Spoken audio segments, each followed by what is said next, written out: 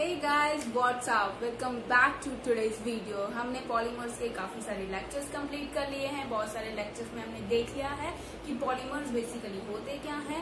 Polymers के बहुत सारे एग्जांपल्स हमने देख लिए थे। हमने उनकी रिएक्शंस देख ली थी, कैसे पॉलीमराइजेशन रिएक्शन टेक्स प्लेस करेगी, है ना।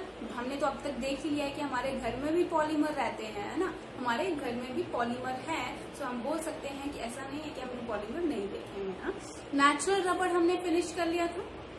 नेचुरल रबर में हमने क्या देखा था, कौन सा मोनोमर था। सी, कौन सा मोनोमर था, बोलो मेरे साथ, कौन सा मोनोमर था। दैट इज 2-मिथाइल ब्यूटा 1,3-डाई। है, सिंपल था। 2-मिथाइल कौन सा मोनोमर था, दैट इज 2-मिथाइल ब्यूटा 1,3-डाई। यही था। और इसको कॉमनली हमने क्या बोल दिया था, इसको हमने दैट इज आइसोप्रिन। आइसोप्रिन हमने इसको बोल दिया था। और ये जो आइसोप्रिन मोनोमर था, ये किस चीज का मोनोमर था, वो नेचुरल रबर का था। बट नेचुरल रबर के केस में हम उसको डायरेक्टली यूज नहीं कर पा रहे थे, है ना। ये डायरेक्टली यूज ऑब्वियस सी बात है, स्टिकी सब्सटेंस रहेगा, इतना स्मूथ रहेगा जो हाथ से फिसल जाए, है ना। स्टिकी रहेगा, सॉफ्ट रहेगा ऊपर से, और उसको हम डायरेक्टली यूज नहीं कर पा रहे थे। तो उसकी हमने क्या की, उसकी प्रॉपर्टी हमने इंक्रीज की। बेसिकली इन शॉर्ट हम बोले तो उसकी प्रॉपर्टी हमने इंक्रीज की कि उसको हमें यूज तो करना है, बट दैट इज स्टिकी। तो हमने उसकी प्रॉपर्टी इंक्रीज की and we can easily use that. कैसे, उस प्रोसेस को हमने बोला, नेचुरल रबर के जो प्रोसेस था, उसको प्रॉपर्टी को हमने इंक्रीज किया, उसकी प्रॉपर्टी को हमने इम्प्रोवाइज्ड किया। तो उस प्रोसेस को हमने बोला वोल्केनाइजेशन। क्लियर था ना। उस प्रोसेस को हमने बोला वोल्केनाइजेशन। ओके, इस प्रोसेस में हम जो नेचुरल रबर था उसकी प्रॉपर्टीज को इंक्रीज करेंगे by the use of sulphur. And sulphur is not that much amount, only 5%। only 5% when we use sulfur, okay, then the natural rubber converted into vulcanized rubber and we can easily use that। यही हमने देखा था। Clear है। Okay, so vulcanised rubber में वहां पे sulphur की linkage आ जाएगी। बेसिकली जो हमने लास्ट लेक्चर में डिस्कस किया था, अगर आपने नहीं देखा है तो जाइए और देख के आइए। लिंक मैं डिस्क्रिप्शन बॉक्स में प्रोवाइड करवा दूंगी आपको, so no need to worry. Okay, so vulcanised rubber में वहां पे हमें सल्फर की लिंकेज मिलेगी। देखो, सल्फर की लिंकेज से ही क्या हो गया, वो हार्ड हो गया। ओनली 5% हमने सल्फर लिया एंड हमने क्या देखा, जो वोल्केनाइज्ड रबर था जिसको हमें यूज करना है, उसकी प्रॉपर्टीज इंप्रूव हो गई। हाँ, उसकी प्रॉपर्टीज इंप्रूव हो गई और क्या हुआ, वो हार्ड हो गया। ओनली 5% सल्फर से गाइस, ओनली 5% सल्फर से। हाँ, उसमें ज्यादा मगजमारी की जरूरत नहीं थी कि हमें 100% ही चाहिए था। बिल्कुल लेस अमाउंट में हमने सल्फर लिया, और वो कन्वर्ट हो गया हार्ड फॉर्म में, और जिसको हमने यूज कर लिया इजी। ओके, हाँ, क्लियर है यहाँ तक नेचुरल रबर। नेक्स्ट हम डिस्कस करेंगे, दैट इज नेक्स्ट क्या रहेगा हमारा। अब देखिए, पॉलीमर हमारा कंप्लीशन पे है। अब बिल्कुल, अब तो कोई डाउट नहीं होना चाहिए पॉलीमर्स पे। अब बिल्कुल एंडिंग पॉइंट पे है पॉलीमर। अब अभी तक आपको मोनोमर याद हो जाने चाहिए, कौन कौन सा पॉलीमर रहेगा। हाँ, अब तक आपको मोनोमर याद हो जाने चाहिए कि कौन से पॉलीमर में कौन सा मोनोमर रहेगा। हाँ, तभी तो आगे उसकी पॉलीमराइजेशन कर पाएंगे। अगर मोनोमर याद नहीं होगा तो कैसे हम पॉलीमराइजेशन रिएक्शन टेक प्लेस करेंगे। हाँ, और मैंने पहले भी बताया था कि एग्जाम में बहुत सारे वो मोनोमर के बेसिस पे क्वेश्चन आ जाते हैं। मोनोमर की, इसका मोनोमर कौन सा है, इस पॉलीमर को कौन सी क्लासिफिकेशन में हमने डाला है। सिंपल सा bonus chapter is polymer. Okay, so synthetic rubber हम देखेंगे कि सिंथेटिक रबर कैसे हमें मिलेगा। से name indicate that what is synthetic, that is man made. Okay, that is man made, जो हम लेबोरेटरी में प्रिपेयर करेंगे, दैट इज सिंथेटिक। और जो नेचुरली हमें मिले दैट इज नेचुरल रबर था वो। क्लियर था? हाँ, सिंथेटिक आज हम देखेंगे कि सिंथेटिक को हम कैसे प्रिपेयर कर सकते हैं, that is totally man made rubber. So इसमें फर्स्ट देखते हैं हम, फर्स्ट आ जाएगा हमारा that is neoprene. First synthetic rubber आ जाएगा हमारा दैट इज नियोप्रेन। ओके, अगर आपने लास्ट लेक्चर ढंग से देखा होगा तो उसमें हमने क्या किया था, जो नेचुरल रबर था उसमें हमने कौन सा मोनोमर यूज किया था? उसमें हमने कौन सा मोनोमर यूज किया था? That is isoprene. That is isoprene. And neoprene में हम यूज करेंगे, that is chloroprene. That is chloroprene. Okay, इसमें क्लोरोप्रेन रहेगा मोनोमर, और नेचुरल रबर में था आइसोप्रेन। सो क्लोरोप्रेन रहेगा इसमें। अगर हम इसके केमिकल नेम की बात करें, chloroprene is a common name. हाँ, chloroprene is a common name, but chemically it is known as that is 2-chloro, that is 2-chlorobuta 1,3-diene, 2-chlorobuta 1,3-diene। अब उसमें क्या था? 2-मिथाइल था। चेंज किस में आया? बस मिथाइल, उसमें वहां पे मिथाइल था और यहाँ पे आ जाएगा chloro. Simple, no need to worry. उसमें आ गया था हमारा आइसोप्रेन और उसमें आ जाएगा क्लोरोप्रेन। Easy, same. अब ब्यूटा है 4 कार्बन, 1 2 3 4, 4 कार्बन आ गया हमारे। अब सेकंड पोजीशन पे आ जाएगा क्लोरो, सेकंड पोजीशन पे आ जाएगा chloro and 1,3-diene, 1,3-diene। Okay, अब वैलेंसीज कंप्लीट कर लेते हैं। CH2, अब इसमें कितना आ जाएगा? CH2, यहाँ पे आ जाएगा सिंगल बॉन्ड और यहाँ पे आ जाएगा H। इजी, फोकस करिएगा। यहाँ इसका नाम क्या आ गया? That is क्लोरोप्रेन। क्लियर है? 2-chlorobuta 1,3-diene and commonly known as chloroprene is monomer used in the polymerization reaction of synthetic rubber. Clear है यहाँ तक? अब मोनोमर का हमें पता चल गया। अब polymerization reaction easy takes place. Monomer का दिक्कत रहती है हमें बेसिकली, है ना? तो मोनोमर पता चल गया तो polymerization reaction easy for us. Clear है? पॉलीमराइजेशन रिएक्शन में क्या रहेगा? देखिए यहाँ पे क्या होगा, इसमें n नंबर ऑफ यूनिट्स हम लेंगे, इसके n नंबर ऑफ यूनिट्स लेंगे तो क्या होगा? आफ्टर पॉलीमराइजेशन क्या होगा? ये वाला पिछली वाली यूनिट के साथ बॉन्ड बनाएगा। हाँ, ये वाला बॉन्ड टूटेगा। लास्ट में भी हमने क्या देखा था जब हमने नेचुरल रबर प्रिपेयर किया था? ये वाले पाई बॉन्ड टूटे एंड बॉन्ड फॉर्म कहाँ हुआ? इन 2 कार्बन के बीच में। सो सेम केस इसमें भी रहेगा। ये वाला बॉन्ड यहाँ पे क्या आ जाएगा? CCl, यहाँ पे क्या आ जाएगा? CH, single bond CH2। Bond कहाँ आया? इन दोनों के बीच में। ठीक है, बॉन्ड इन दोनों के बीच में फॉर्म हुआ। यहाँ पे क्लीवेज होगी पाई इलेक्ट्रॉन्स की, पाई बॉन्ड की। ओके, सो बॉन्ड कहाँ पे आ जाएगा? इन 2 कार्बन के बीच में। ओके, सो ये आगे वाली यूनिट के साथ बॉन्ड बना लेगा। वैसे ही नंबर ऑफ यूनिट्स आपस में जुड़ती जाएंगी and this will leads to the formation of neoprene. Okay, clear है? This will leads to the formation of neoprene. Okay, clear हो गया सबको? कुछ नहीं किया, उसमें क्या था? 2-मिथाइल था। यहाँ पे 2-मिथाइल के इंस्टेड क्या है? क्लोरीन। ओके, क्लियर है यहाँ तक होपफुली क्लियर हो चुका होगा फॉर यू गाइस। ओके, यहाँ पे क्लोरीन आ गया सिंपली, और वहां पे क्या था? मिथाइल था। हमने पॉलीमराइजेशन रिएक्शन टेक्स प्लेस की, ब्रेकेज ऑफ पाई बॉन्ड और पाई इलेक्ट्रॉन्स, और बॉन्ड कहाँ पे आ जाएगा? इन between these 2 carbons. Okay, clear है यहाँ तक? नियोप्रेन। अब सेकंड हम ले लेते हैं most important polymer guys, that is buna S and Buna N। बिल्कुल मोस्ट इम्पोर्टेंट है, I said Buena S and Buna N।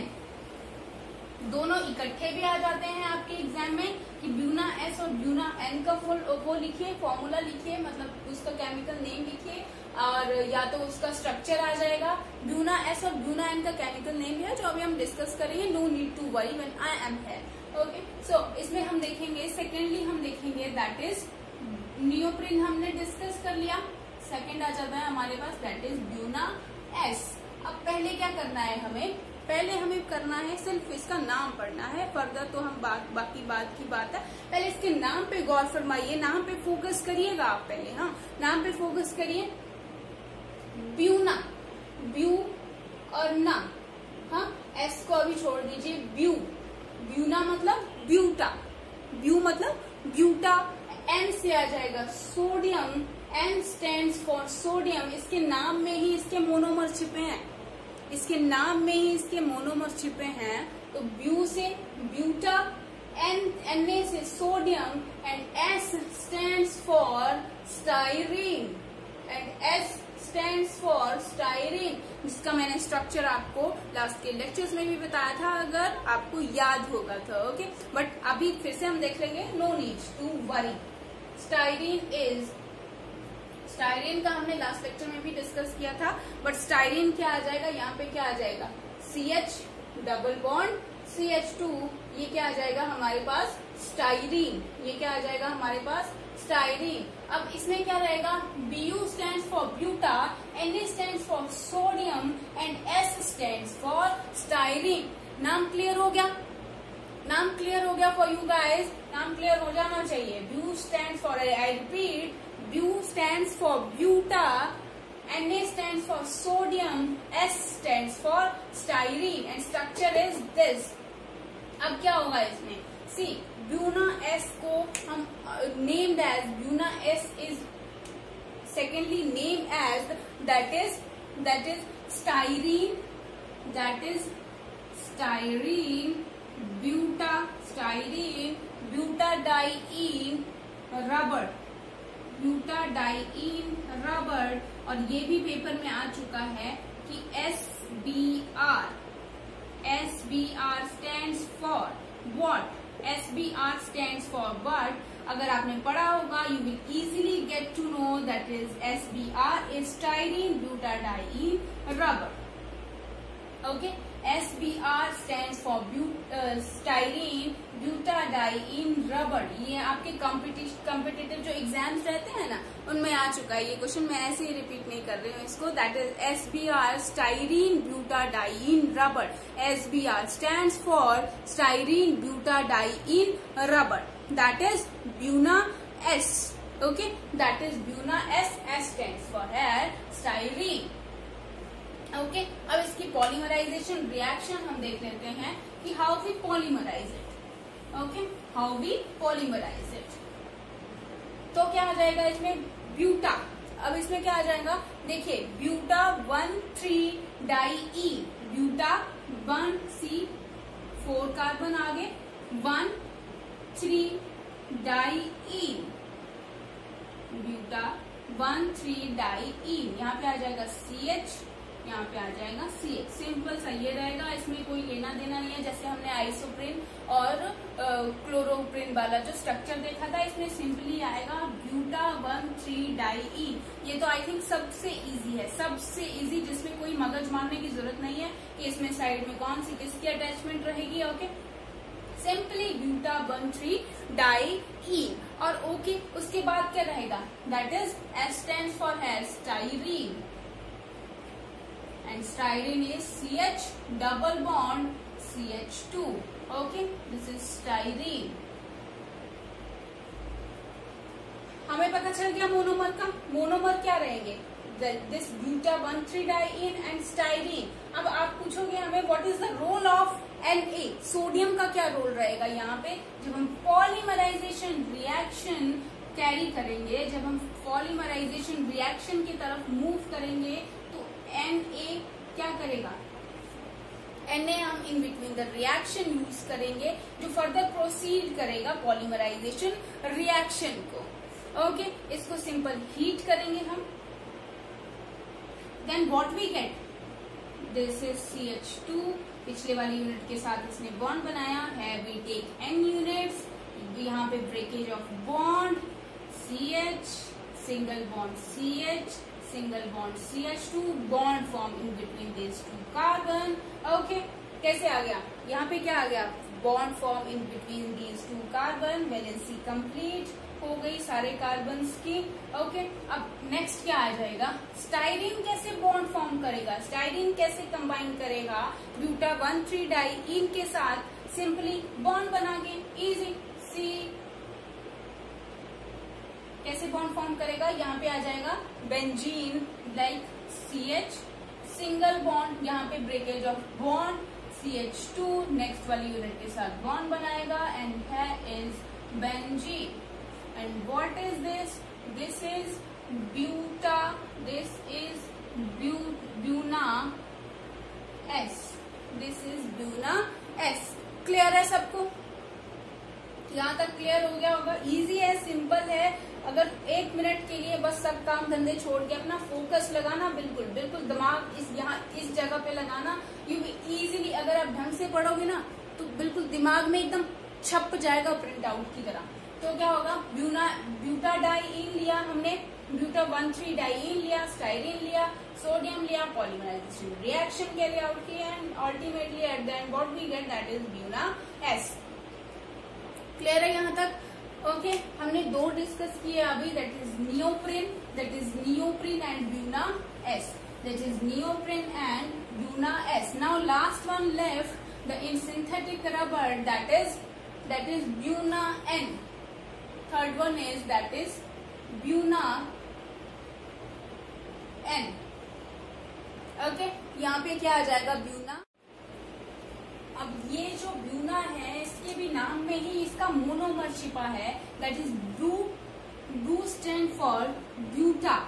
Okay, bu stand for buta, Na stands for sodium, Na stands for sodium and N. What about N?